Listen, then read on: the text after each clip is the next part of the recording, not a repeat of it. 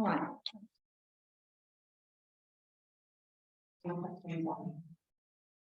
All right, thank you. It's really quiet and well behaved. Thank you for coming, and thank you to our online participants as well. It's lovely to have you here. It's a nice surprise to have a Zoom meeting as well. Yeah, thank you. Yeah, well, I'm really happy to welcome Jennifer Uchendu and her partner Bernard are both here for a few days in Brighton. So we thought we'd make the most of having you here to have an in-person event in the gallery.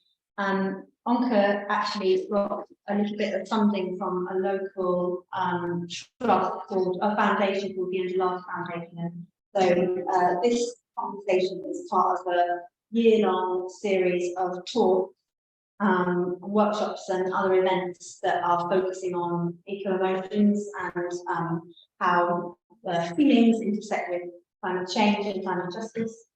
So we thought Jennifer would be a perfect person to kick off the talks. It's our first talk. We've had a couple of climate cafes that I know some of you have attended. We've got another in-person climate cafe on Thursday, September 7th, and that will be specifically for young people under the age of 30. Which I'm sure that's going to be a topic that we'll be talking about while you're here. So the format of this evening will be I'm going to talk to Jennifer, and then after we've gone through a few questions that I've pre-prepared, we will open it to the participants in the audience. Yeah. So yes, Maddie. Jen's just asking if people can ask questions. We'll do that after this sort of formal part of the conversation. And yeah, just type your questions into the box, I think is probably the easiest way. Yep. Okay, so Jennifer Uchendu is an ecofeminist and sustainable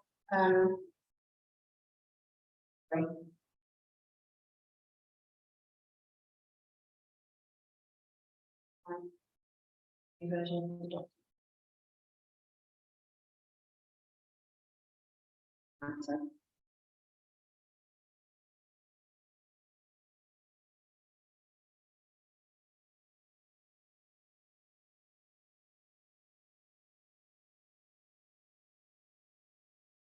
Wow, it's not.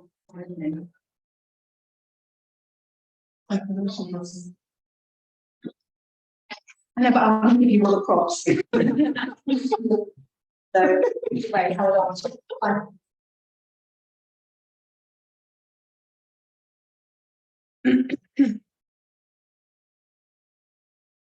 Okay, well, actually, I probably know your bio because I have introduced you to a few different events, haven't I? So let's see what I can.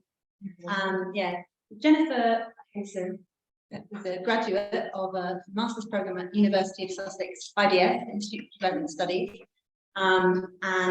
but for a long time before doing the masters, you've been an ecofeminist and a sustainability advocate and champion with a focus on working with young people, agency, and looking at the experiences of women and children and young people in the context of climate and environmental change, with a predominant focus on life in Nigeria and African experiences. And we met you came into the space about 3 or 4 years ago. It was before the pandemic. Yeah, 19. Because you were interested in the work that we were doing around holding spaces, challenging conversations, specifically with a focus on eco-emotions. And so you kind of got involved with ONCA at that stage. And we've kind of made a firm relationship. Yeah, and you're now on our board of trustees. So yeah, it's a real thrill to have you back here. And I want to just have this opportunity to talk a little bit about your work, which as a whole forms a broad complex that touches on many facets of climate-related experiences: agency, direct action, mental health and equity. And you began it young, at the age of 22, and you set up SustyVibes. So I know you've talked about SustyVibes quite a lot, but as a way into talking about it and what led you to set it up, could you tell me a little bit about how your relationship with the more than human world formed? And so, tell me a little bit about what it was like growing up in your relationship with nature as a child. Thank you, and good evening. Thank you everyone for being here. Really grateful that you all spending your evening with us, just listening about this African woman talk about climate solutions. And thank you, Percy, for this platform.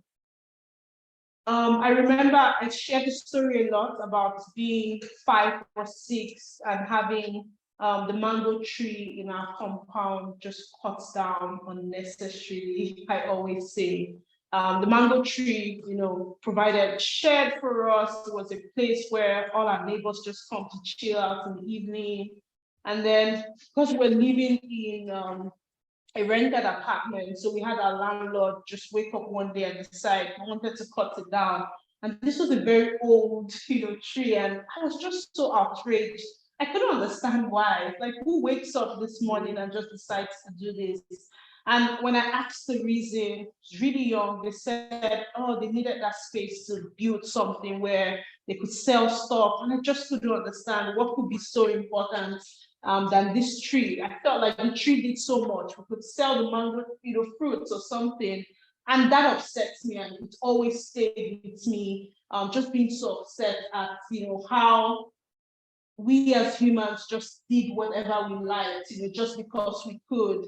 And I think that always stayed with me growing up. And I remember just, teenage years, just being very conscious of injustice in our world, whether it's with women, whether it's with the environment. And I think being an ecofeminist, I would say, became natural for me because I just saw the same forms of oppressions, as it were, happening to both the environment and to women, and no one is speaking up, in ways that have completely flipped it. You've had suffragettes, you've had feminists, you have so many people working, against this injustice, but it just doesn't seem enough. And that used to stress me, and that just made me feel, well, I want to do something about this. I don't know what this would look like. And my first action plan was to become a gynecologist. And I said, well, perhaps, if I'm a gynecologist, then I get to work with women. And when women come to me, I'll tell them to take care of themselves, go to school, don't do all of these things that make you super dependent and all. And that was my game plan. But I did end up being a doctor. I studied biochemistry, and biochemistry wasn't leading me to medicine. But in 3rd year in university, I just started to learn about renewable energy, and it was just mind-blowing for me. I had a presentation to do, very funny story. Nigeria has very epileptic power supply. And at the point of my presentation, where I was going to present on how we could potentially use biofuels for energy, the power went out and I had to give my presentation with no power. So you can imagine the anger in my voice, literally saying, well, we have all of these natural resources. We need to wake up, and we need more people interested in these issues. And I think that became, my pathway to just wanting to explore issues around the environment and about nature, but also about people. And at the time, I didn't know about sustainability and, climate justice in the way that I now understand it. But I knew that at the center of our prosperity had a lot to do with the environment. It had a lot to do with equality and justice. And there has to be a way to bring all of these conversations together. And obviously it took a while. It took founding SustyVibes and this space that we've created back home in Nigeria, where we just want to give young people agency to think about actions when it comes to the environment and just do. Like someone on the call, I can see her, reached out to me just recently, said, well, in Abuja, we want to have an open mic where people come and talk about eco-anxiety in ways that is very open. We have this potential space. And I didn't even read to the end, and I'm like, approved, let's do it. It's amazing.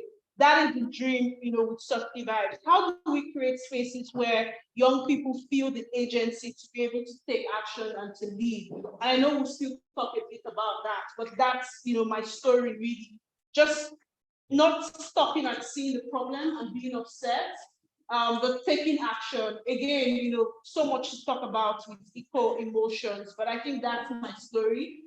just that anger and just that injustice I've seen around the world and just wanting to do something about it, no matter how little.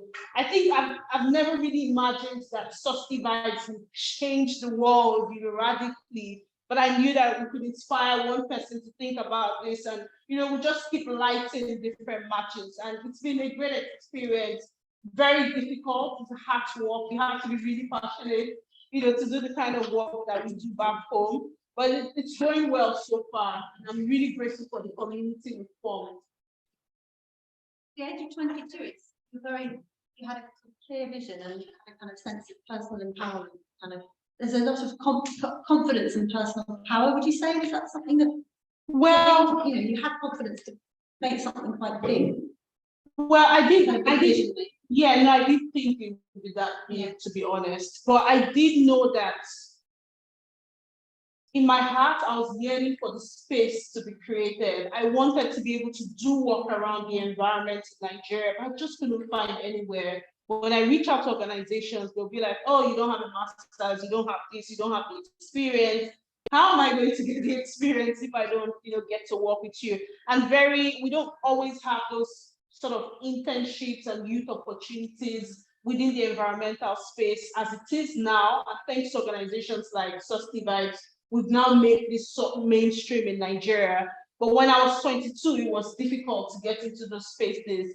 And I thought, well, I could start doing something. I could start writing a blog. And SustyVibes, literally started from a blog. I would literally just write about sustainability from a young person, a young woman's point of view. And it was really impressive to see how much that resonated with a lot of young people who said, well, we feel this, we want to be part of whatever I think you're, thinking about. And SustyVibes literally just started, on the go. We're just like, well, could we go to school? Let's go to schools. Could we plant trees? Let's plant trees.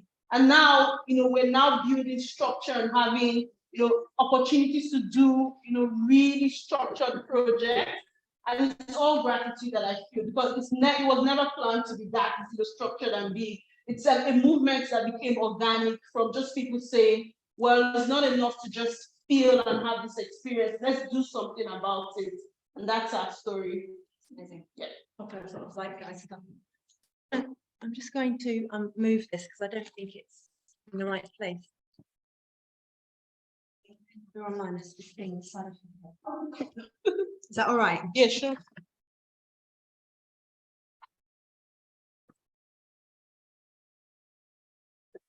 Oh. Yeah. Is that better? Yeah. Sorry, you're horribly backlit. Okay. Everybody in. Now I've got my phone on my wrist. Do you want to tell us a little bit about exactly what Vibes is doing right now, having grown from being a blog, you blogging, and you're saying now it's kind of making spaces for young people to kind of experience and yeah, absolutely. Yeah. And by the way, SustyVibes means sustainability vibes, if you're wondering. Just, let's make sustainability cool, relatable, and actionable. Sometimes I get surprised when big corporate organizations reach out. I'm like, do you realize you're just about fun and making sustainability cool? Hi, Louis. But SustyVibes, as the way we're structured now, is a platform for young people in Nigeria at the moment to apply to be part of the community. And within that community, they're able to take action on issues related to the environment that they're passionate about. People who, for example, want to be able to volunteer meaningfully, they want to be able to start projects, pick up the right skills, they want to get training. It's that community we've built for us, by us. And so we don't have the interference of the usual funders or, people who are bankrolling us. It's really us calling the shots. And I think it's been an interesting process, because even when we decided to have a board and have all of those governance structures, we had to find people who wouldn't tell us what to do, who were also youth at heart and youth themselves, who would just, literally say, well, you've all just been experimenting, keep experimenting, you know, you're going to hit gold one day. And that's what it's really been about. So right now we have like core focus areas that we work on.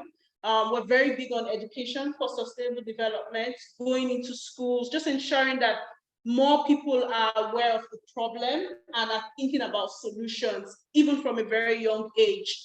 Before now, we literally just go and train young people about the SDGs, about climate change. But now we're actually incorporating tree planting. So people actually get, you know, their hands dirty and plant trees in their school. We're trying upcycling, you know, all of those activities. And everything is volunteer run. Literally, it's young people dedicating a lot of their time to do this sort of work. We also have a focus area on ecofeminism. Again, because that's something I was really passionate about going into SustyVibes. We wanted to create a platform where we can do projects that empower women, but at the same time protect the environment. Again, it comes from that sort of theory and fact that we've not had a lot of women in our environmental decision-making space. In Nigeria and many parts of the world, you go to places like COP, it's all men in suits. So we want to have more girls who are passionate about these issues, more women who are concerned, who want to make decisions, who want to share power and distribute power. And that's really, you know, the work that we've done. A very exciting project we did many years ago was give young girls in the Niger Delta.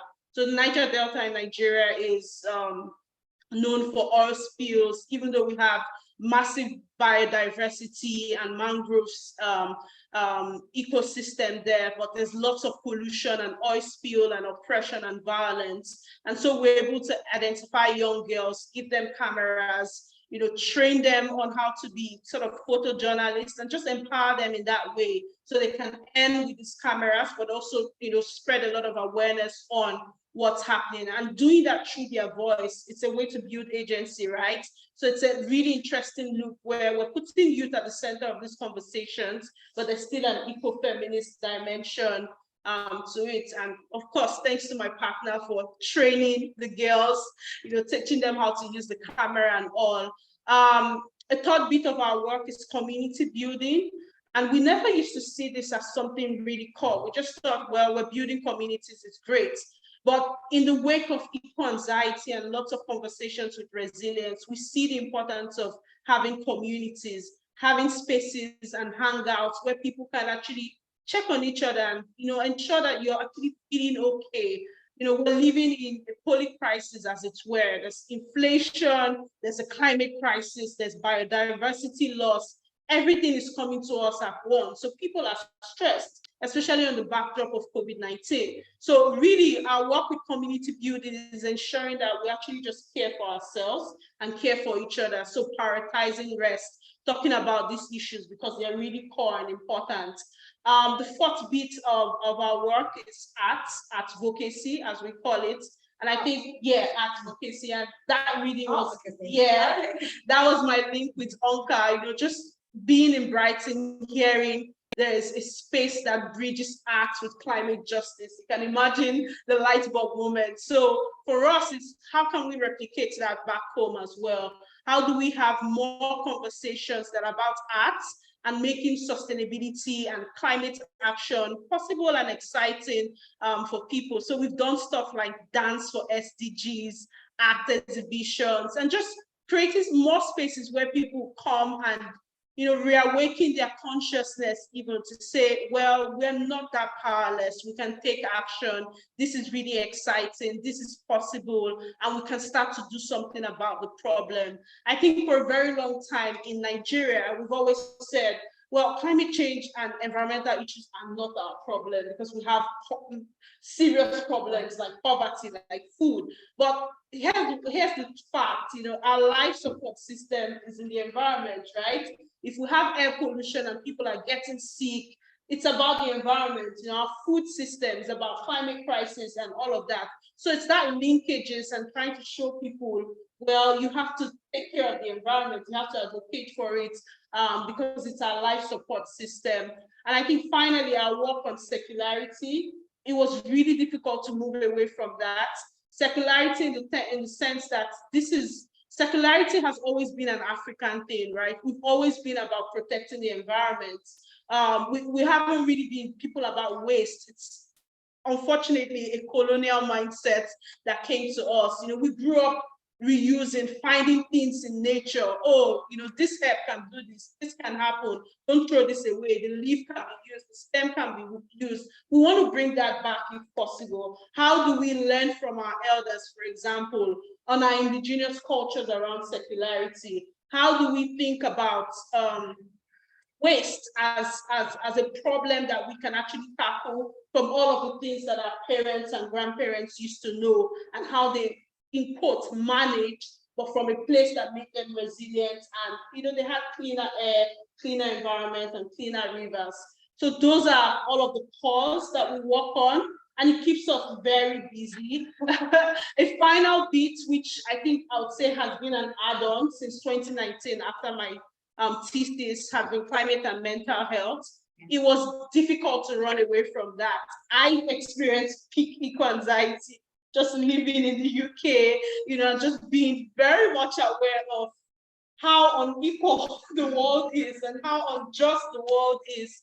And obviously, thanks to spaces like ONCA, but I think I went back home feeling like, if I felt this much eco-anxiety here, then it means that people back home are traumatized in one way or the other. There's a lot going on with our people, and we need more spaces to talk about this impact. So we set up the Eco-Anxiety Africa project, and since 2019, well, since 2022, that was when we officially launched. It's been about, let's have more and more research on eco-anxiety in Nigeria, in Africa. You know, let's have more papers, let's have more qualitative data, because if we don't tell our stories, no one will. And so I found myself becoming from an activist and an organizer to a researcher, you know, learning how to do systematic reviews and all of that. But it's really important work, and it just shows you where the passion takes you, and you see the problems, you want to collaborate, you want to get more people involved. And the more problems we see, the more opportunities young people have to take action. So it can be a good thing in itself. Wow, it's so holistic, isn't it? Yeah. Yeah. And truly intersectional. Yeah. And I love the fact that you are building care and rest and celebration and joy into all of these strands of activities. Very impressive.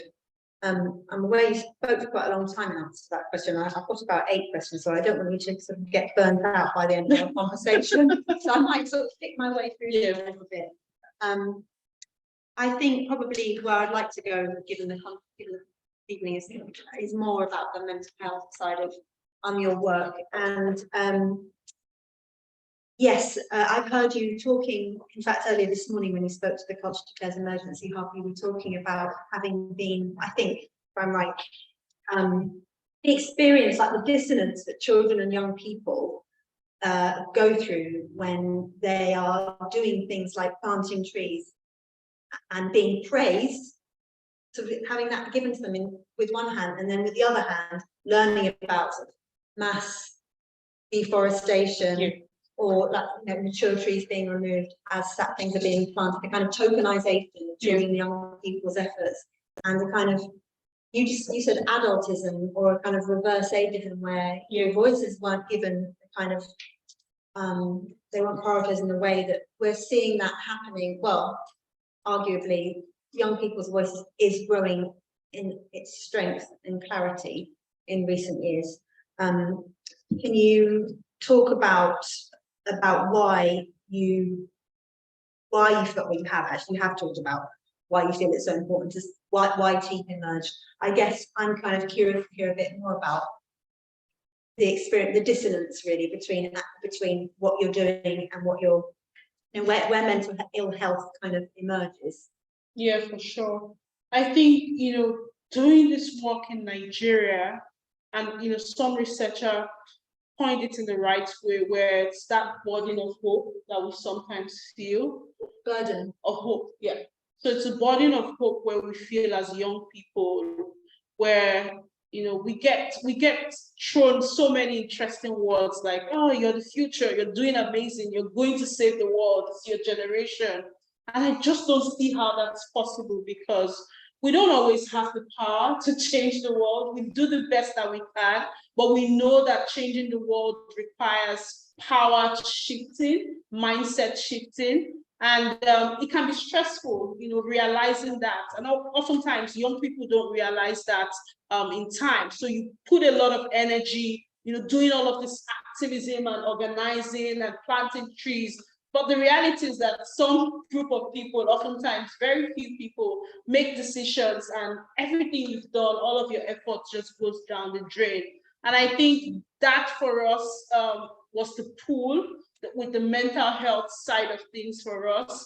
We weren't worried about the future. We're worried about our present, literally. It was like our reality isn't accommodating, harmony with the environment, and that was stressful. The fact that we were, call us tree huggers, call us climate activists, call us people who cared so much about the environment, we were somewhat neglected. It seemed like what we were interested about wasn't core. It wasn't what was going to bring in the money at the time. And I think that felt really stressful. And I had people within our community say, how do you even cope? This is such stressful work. You go to clean up the environment and people just, throw things back in. How do we continue to do this work in ways that we feel like we're making an impact? So we started to see emotions like powerlessness. People just felt like, well, there's no point, doing this work because the government doesn't care. A lot of people don't care. So why continue? We also felt anger at the injustice, the fact that Nigeria, for example, has to continue to deal with fossil fuel for as long as you can imagine, because people just need to eat, and that's just the reality. It's going to be difficult, to transition away from that. It's that the system has just been designed to continue to exploit the environment and our future at the same time. And so we start to feel very stressed, especially with eco-anxiety and eco-emotions. The more you know the problems, the more your head just starts to spiral, because you're like, well, this is really, really, really bad. And so we had a choice. So yeah, we started to feel that mental health pull. And I know in 2019, we had a space, as we always do, to talk about this relationship. What's happening to us? Is there a link between climate change and mental health? And I remember we asked questions. Is something happening in the weather that's happening to our brains? We're just wondering, why do we feel so stressed about this in the way that we do? And it wasn't until I came to the UK and attended COP that I said, oh my God, this is so stressful. This is so traumatizing, to be acutely involved in this space. It can be very stressful, I would say. It can be, you can feel like, climate change is complex, right? But some people have found ways to just do their jobs and it's fine, write their reports, it's okay. But if you're an activist doing work around climate justice, around things that, involve people and community, it becomes very difficult when you know that the solution is very far-fetched and a lot of people don't care. And so, yeah, that really was our reality with the mental health school. We had to do something about it, or just sort of spiral out of it and just, crash and say, well, we tried our best, it's not working out, yeah, and it's what it is. COP process, your experience with the COP process is interesting. I was listening to Damien Carrington, who's the Guardian newspaper environment editor. Mm-hmm. He was talking about the fact that the COP28 is going to be in the UAE, and that the organizer, the president of the COP, or whatever the word is, an oil chief. Yeah, he's an oil chief, and and he's kind of framing that as beneficial, because it means that the oil companies are involved. But I'm interested in this idea of gaslight, of this, it's like meta gaslighting, isn't it? Because you want to. I suppose my question is, do you feel But you have to remain involved with processes like that with the COP. Are there alternatives? I mean, unfortunately, the alternatives aren't powerful They're enough. not powerful. Yeah. It feels so, it's like the power's being drained anyway, isn't it? By all the corporate ownership of it. Sponsored by Coca-Cola last year. Yeah. I mean, with COP, I think I had the really, really nasty experience with COP25.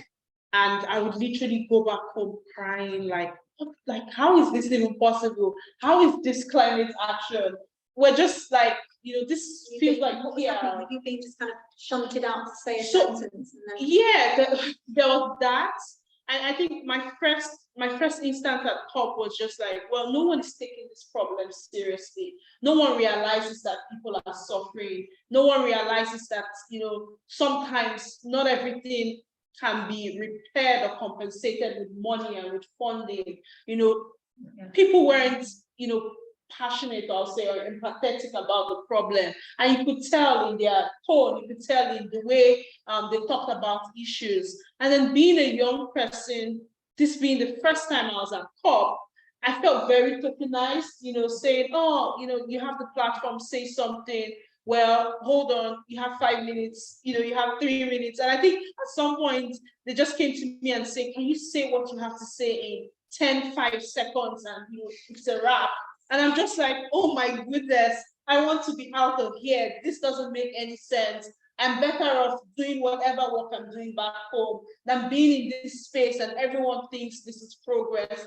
This doesn't feel like progress. And, that was really, really traumatizing for me. And I always say that was peak anxiety, because I'm like, there's no point doing this work. There's no point continuing this master's, to do some work in climate development, where if everyone thinks like this, because COP is where you have everyone who's the who's who of climate change coming together.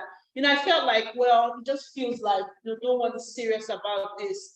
And I had 2 choices to make: give up, this space, or explore deeply these emotions. And Tash knows how I just became crazy about eco emotions when I came back from COP, and I said, this is what I want to do for my thesis. I want to go deep and realize and figure out what exactly these emotions mean.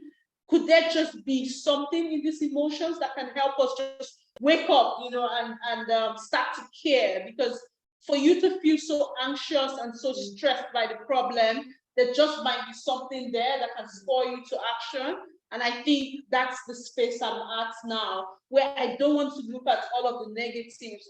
Do I feel very bad about, COP28 and everything happening? Yes. But are there potentials to have spaces there where people can actually listen to conversations and storytelling, and beyond the negotiations, have alternative spaces where people are inspired to take action after COP? It's absolutely possible. And I'm starting to find those spaces within, the framework of COP. And I think more CSOs and more organizations should focus on that, rather than all of the technical jargons, I would say, that don't always, amount to anything. Last year, for example, I was very involved in the loss and damage conversation, but only a few days ago, we had, America say, we're not obliged to give any money for loss and damage. And loss and damage is about the emotional impact, of the climate crisis on people. It's the fact that you're going to have damage, you're going to have losses, that it's not about money. What do you tell a farmer that loses his entire life, loses his family, for example, in a flood? You're never going to be able to pay for that. So it's realizing that in spaces like that, transformation is difficult, but it is possible when you find alternative spaces, when more people like you and I go there and, inspire other people, so they go back feeling like, well, the COP framework in itself isn't so helpful, but we can make change, we can do something. And I want to hold on to, those sprinkles of hope, as it were, and, hope that they can actually help us, achieve something.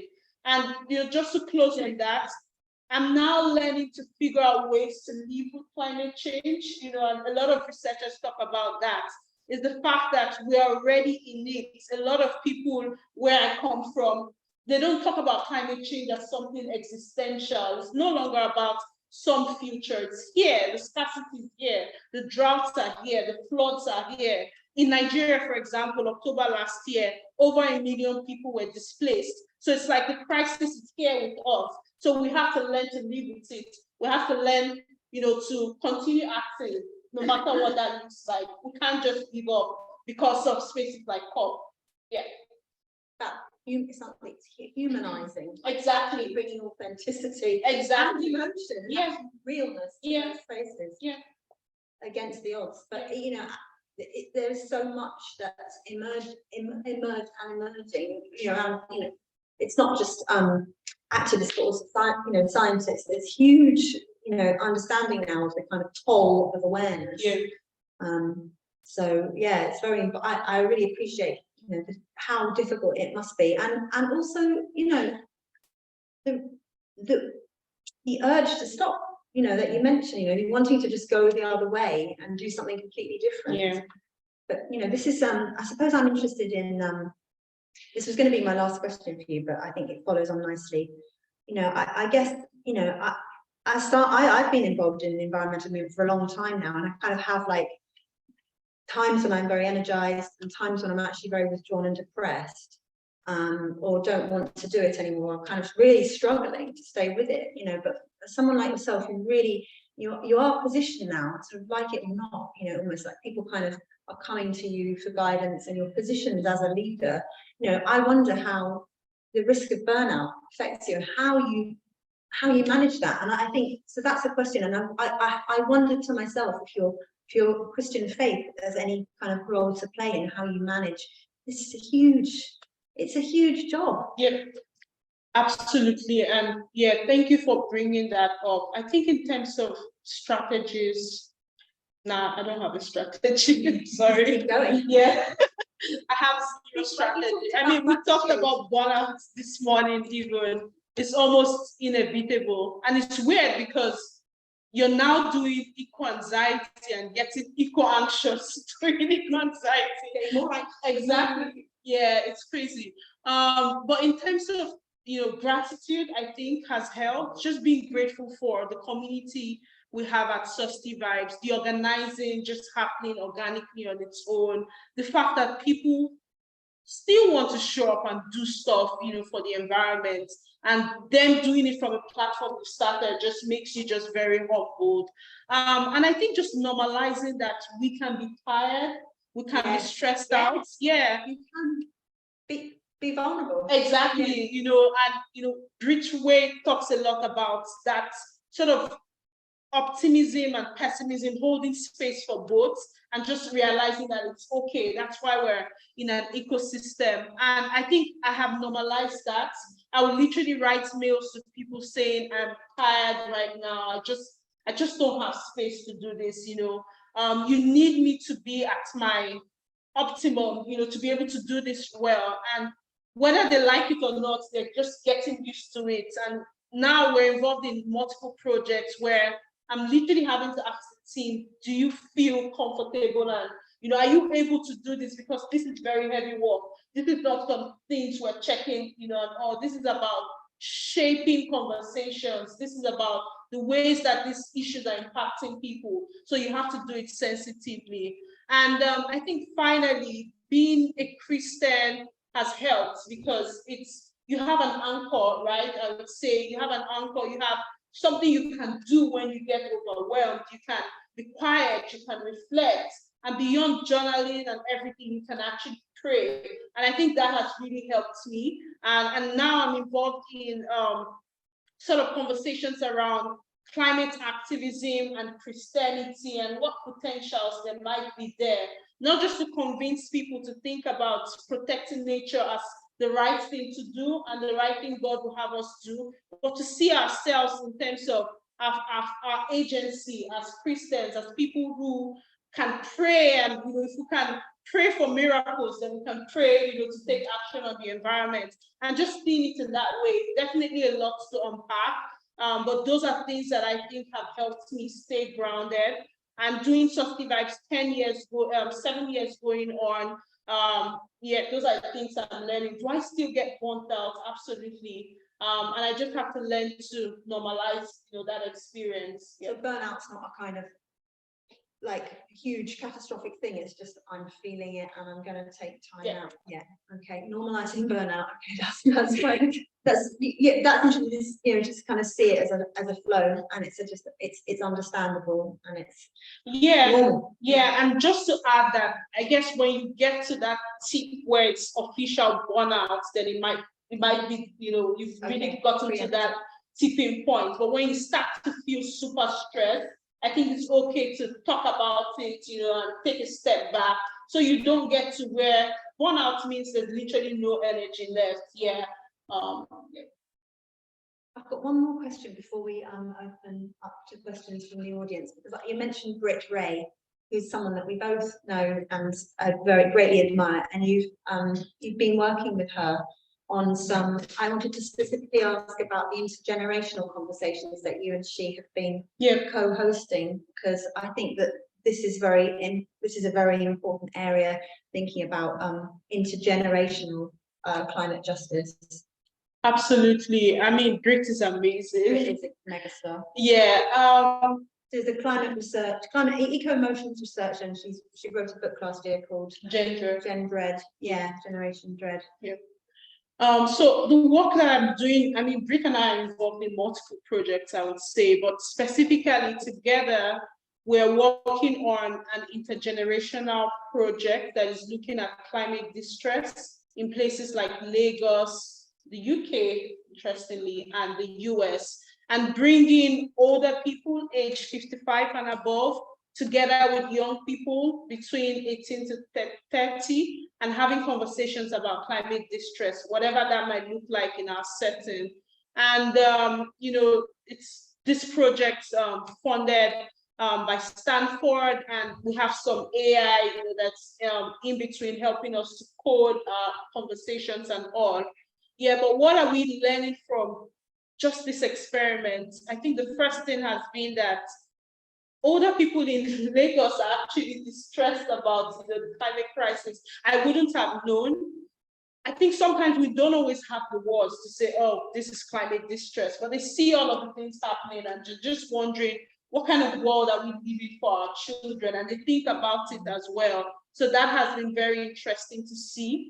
And I think in Nigeria, that concept of blame game, it's also something central across the different countries. Young people do feel angry, about the older generation and how they feel like, well, you could have done better, you could have been more aggressive and more active. And spaces like that help to bridge those differences, where older people then have conversations with young people, and they say, well, this is what we tried, these were some of the issues that we're up against, this is what you can do now not to make the same mistakes that we're making. And I mean, we set out to find out more about climate distress, but we've seen that spaces like that can help with safeguarding whether it's climate distress, whether it's eco-anxiety. And young people in that project have said to us, just hearing someone who could be my mother or my grandmother tell me about the work that I do as an activist, as a young person, is really helpful. People talk about feeling very validated and heard. They talk about some of the decisions that they've made.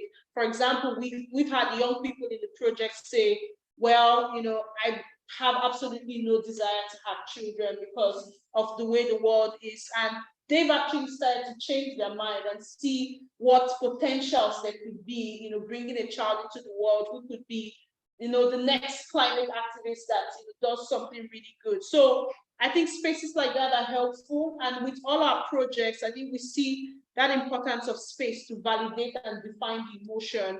In 2019, when we felt very stressed about this intersection between mental health and climate change, we had absolutely no idea what eco-anxiety was, or that there was any concept like that. So naming and defining and validating these experiences, I think, is a good first step in the right direction. And we're still learning so much from those conversations. we've definitely learned about the role of spirituality in just helping people reflect and think about their role and place, you know, in the environment. There's just so much to unpack for that project. We're still writing and we'll have, you know, yeah, we're still writing. Yeah, we're done with the conversation.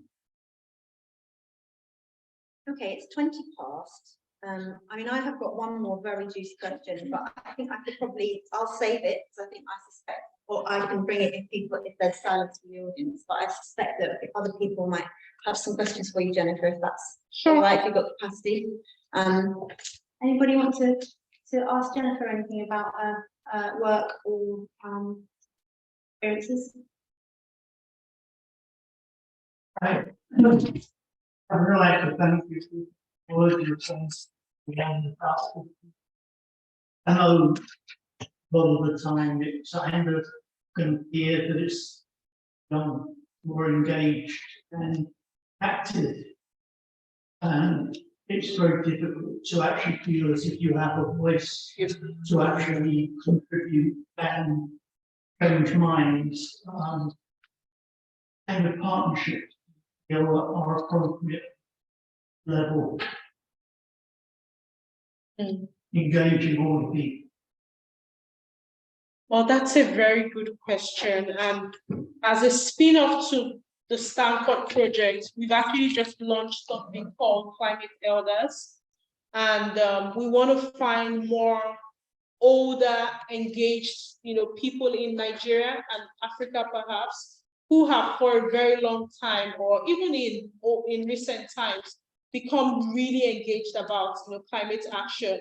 And we want to hear from them, because we think there's some form of harvesting of wisdom we can do through those conversations. And I think we can further think of how to amplify that, because I think it's more about storytelling, right? So I want to learn about, you know, older people who have been engaged in this, because one of the first things I learned, or I came across when I started my master's, was, you know, this quote about, you know, it's not a sprint, it's a marathon, right? So if it's a marathon, it means that we have older people who have for a very long time been engaged in these conversations. We want to learn from them. I think there's so much wisdom in those conversations. So creating spaces and opportunity for more storytelling.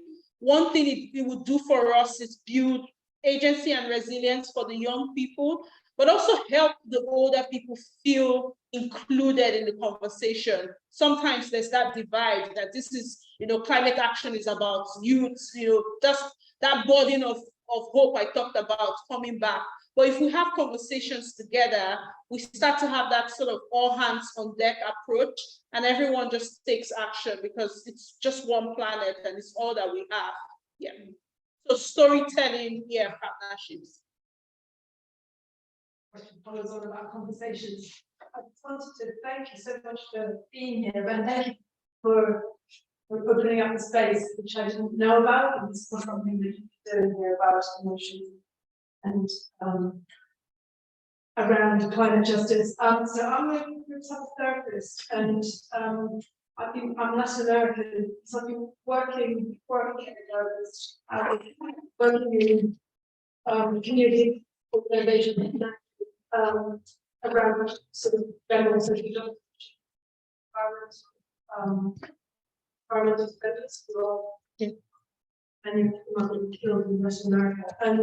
But as a group therapist, I'm part of a group that's putting together a series of workshops about group conversations. How do we enable spaces for how different models are out there? So we're inviting people have to like climate cafes, like different social media, Yes.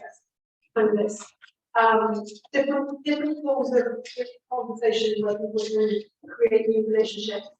And one of the things we're really interested in trying to facilitate is generational conversation. Because some of the work of this, it's very old, very white, very old, and it's demographic as a profession. I suppose it just kind of everything that you're saying is making it so have all the work to do, and I'm just wondering how to, I suppose I have lots of questions about some of these conversations so that they can talk about some of your work. I think we're just trying to open up a space for all as we know. Yeah, sure. I think we can connect after now and just, exchange contact and, think. But good you're thinking about that, because, it's important. Yeah, well, I guess it feels like therapists, that's what we do, think about our way into the, what's Yeah. the present and the, as you said, about the legit present. All the time. Yeah. Thank you. I don't think you're answering the previous question, but about you're talking about storytelling. I guess I'd be interested to hear what you think the role of in emotions and That's a big question. Yeah. Like a PhD. Yeah. PhD question. But one thing I've always thought about is that with art, there's a form of expression, right? So when people find themselves as artists, they find a way to express their feelings, their emotions, things that they have in their head. If artists can act as influencers, I would say, to just help people to learn to express themselves, perhaps we could start to bridge the gap where people don't feel so powerless and timid in the face of something so big as climate change, and just start to express themselves. I think we need more people like me, I would say, just expressing themselves in different forms. I think that's how we make really, really impactful change. And art can be that, one way to do that, because art comes in multiple forms and you don't know who you can reach out to through an art form. But if we see it as a way to influence, inspire, and just have people, express themselves, whatever it is they're thinking about the problem and the solution, just express it through art if possible, or whatever form you want to. But art just shows you, well, I had this in my head, look at it out there, and people just get to see what's possible. And I think art is just a brilliant way, to do that. Yeah. So that is your speech. Yeah, thanks. It's inspiring and it's amazing.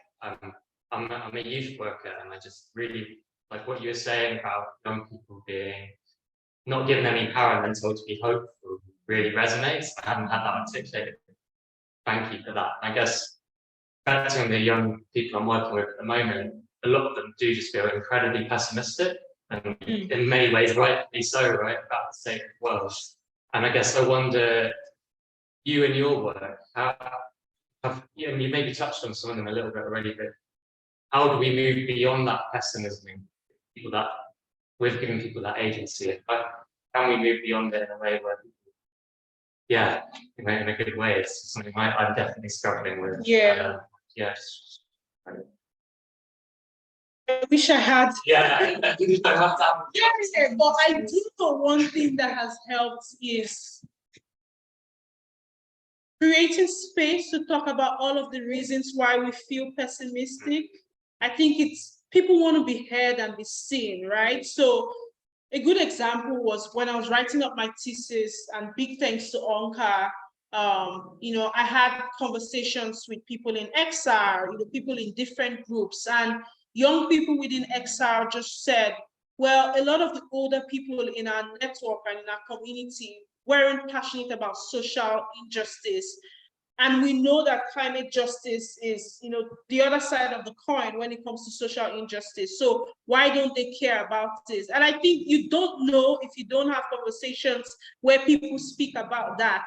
I had conversations with teachers, and they said to me, well, even our curriculum teaching climate change makes us depressed, because we're literally telling these kids the same thing over and over again, and we're not giving them space to imagine a better world, go out into the field and all of that.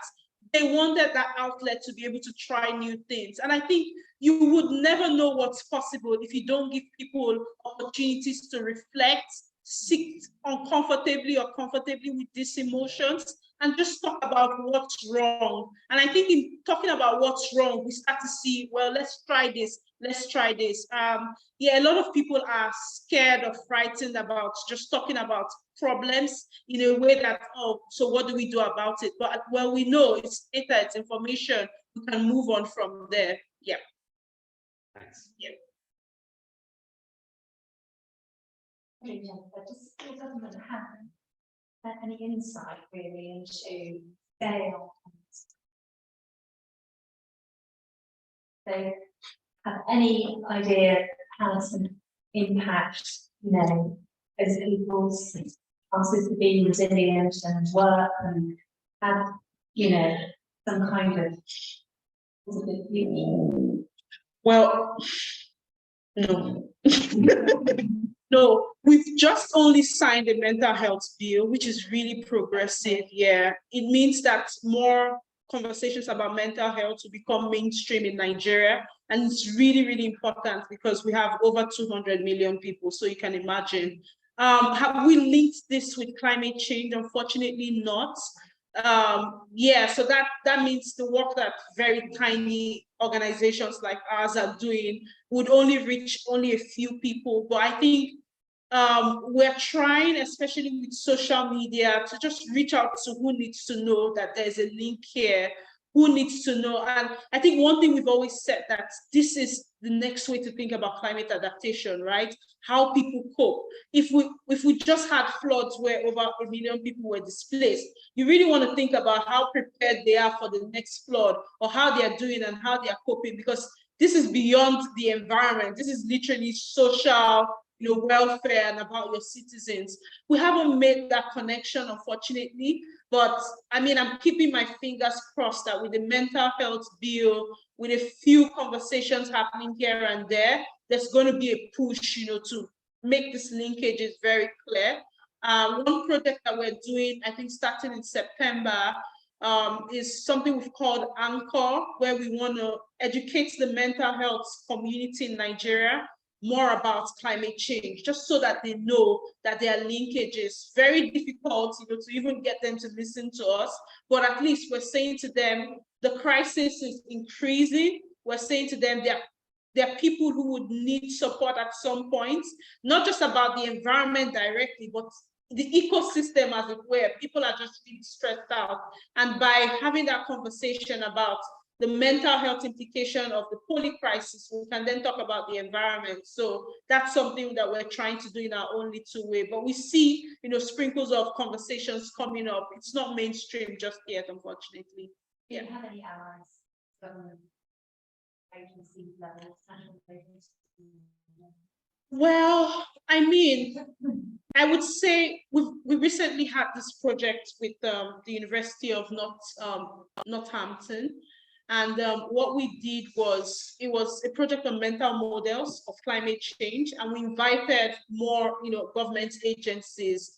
And interestingly, they said to us, well, we know that there's a risk perception to this. We know that people are stressed by, pollution and all, and we're constantly trying to do the infrastructure side of things so that people feel less stressed. And we try to tell them it's not just about the infrastructure, it's about helping people cope, it's about that psychological resilience. So yeah, there's research that's getting to them. They are quite aware of the problem, but have they made the full linkages? Not yet, because we don't have these conversations in our NDCs, in our national plans yet, just yet. A lot of sort of literal firefighting as well, Yes, isn't exactly. it? That's the thing. Yeah. I'm aware. Yeah. We'll have a question from you, and is there anyone else? And then I will close after that. Yeah. Hi. Really question. Just to so Jennifer, and I live and work in Nigeria, and of course followed the work of SustyVibes quite for many years. not directly involved, but closely like follow. And I think it's really, really amazing that the work that you, Jennifer, and our team sharing this, just to really echo some of the things that you do over there in Nigeria. And I think it's really important. I work largely in the education sector, but I also am very passionate about art. I run a theatre company. And last year I did on changing mindsets, elections, and everything. One of the message that came out strongly was when we talked about impacts that has on people, how people, just that cycle of the environment being disturbed or like destroyed, and how that leads to loss of life and then the emotional mental health, or struggling to live a better life. And I think one of the things that we currently are doing is another play, but now intersecting gender and mental health. And I wanted to say that that's one area that I think we look into, like short films. I think we use that, how important, this short skits and films can really help in promoting, that awareness. And something sadly that happened, I was in a conversation, but this is basically on higher education in Africa, and one from Nigeria, very powerful there as well. And I'm just trying to say this to sort of portrait what you said. And the person literally said, the young people are doing everything, they're doing their best, they don't need us. And I just sat there and I was like, but we need you. Because it was outside of Nigeria. I wouldn't have been able to meet if I was in Nigeria. Because I would literally have to go through a lot of bottleneck, and eventually we might not see him. And we were right there at the event. The entire day of the event, only one young person that was allowed to ask a question. Not one person that was young, that was in the panel, that was a speaker, or whatnot.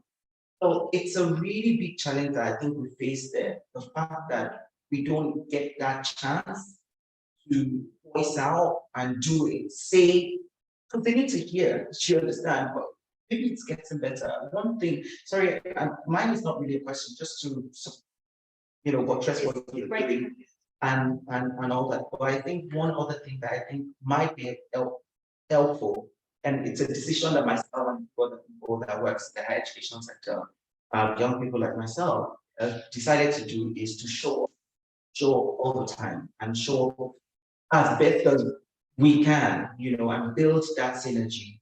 So that synergy is what I think we can begin to do much more, so that we build that strong alliance that they will not be able to do without us.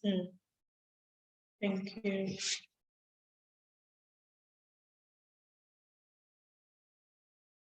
Great, thank you for that. Sorry, I didn't have a question. Someone else works alongside Jennifer and understands the context of Nigeria, but obviously there's universality as well in terms of that kind of condescending attitude of children and young people, and assumptions that are made about their resilience, or just deferring action. I think before we close, or as we close, I think I just want to say, really, such deep thanks to you for your amazing work. And I'm excited to watch and participate in the dialogue and find myself part of a movement which has got your voice and your networks and your vision and your passion and your energy in it. You've got a tremendous kind of engine to sorry to use sort of I don't know, wind turbines.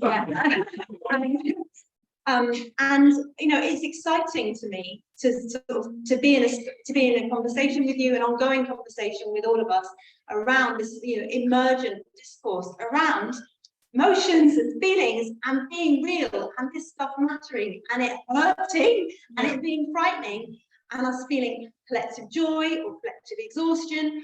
And so I just, want to say this, it really matters. The discourse on eco-anxiety really matters. Yeah. And just to sort of finish with a quote from, because I listened to the interview between you and Marion on the Black Earth podcast. Marion said something like, eco-anxiety could be, you could see eco-anxiety as a tool for collective liberation. And I just thought that was so beautiful because it's so deep, like the gravitas of it, this work is fundamental and, it's so important that you're doing it. Thank you so, so much. Yeah, helps to give us all power in our respective ways because we're all trying to do it too in our different ways, we're part of a big movement. Yeah. Yeah, absolutely. And I think, Marion's amazing. I had so much fun on that podcast. And what we were, just thinking about is the fact that this idea of liberation in itself has to come with thinking of solidarity. When I came to UK, I talked about eco-anxiety and just feeling like we people in Africa or Black people need to be helped in some way. And that just bothered me so much. But with eco-anxiety or with that sort of range of emotions, now we know that we can all experience something, when it comes to climate change, albeit in different ways. So pessimism, feeling left out, feeling stress, anger. But it helps us feel like we're all in this together, albeit impacted in different ways. And I think what she was driving at there is that it's a new way to think of solidarity almost. The fact that there's an emotional pool that we all feel in different ways and we want to get rid of it. We want to act against that emotion. And so it could just be a way to, help us feel like liberated in itself.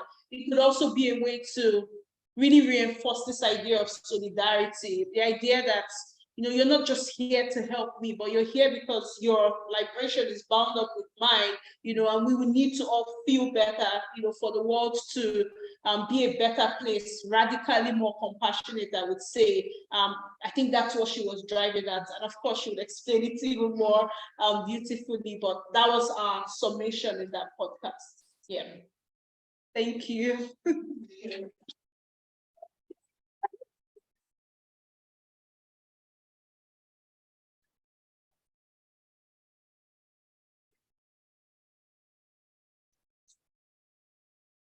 Thank you. Oh, no, yes. That's it. Oh.